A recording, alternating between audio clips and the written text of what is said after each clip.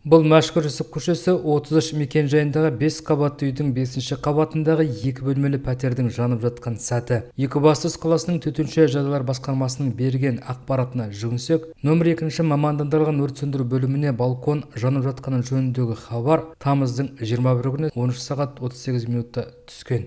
Шұғыл түрде оқиға орнына өрт сөндірушілер мен арнайы техника жіберілді. Өкінішке орай өрт салдарынан қайғылы жағдайда тіркелді.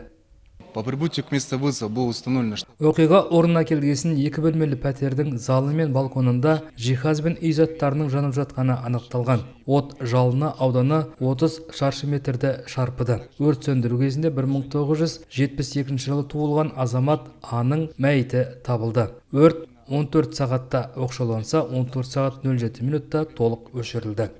Сонымен бірге оқиға орнынан 2 адам өрт сөндірушілердің көмегімен эвакуацияланғанымен, олардың денсаулығына еш зиян тимеген. Сондықтан ауруханаға жатудан бас тартты. Төтенше жағдайдың көзін жоюға 2-ші өрт сөндіру бөлімінің 5 арнайы техникасы мен жеке құрамның 20 адамы жұмылдырылған. Қазіргі уақытта өрт себебі мен келтірілген материалдық шығын анықталу үстінде.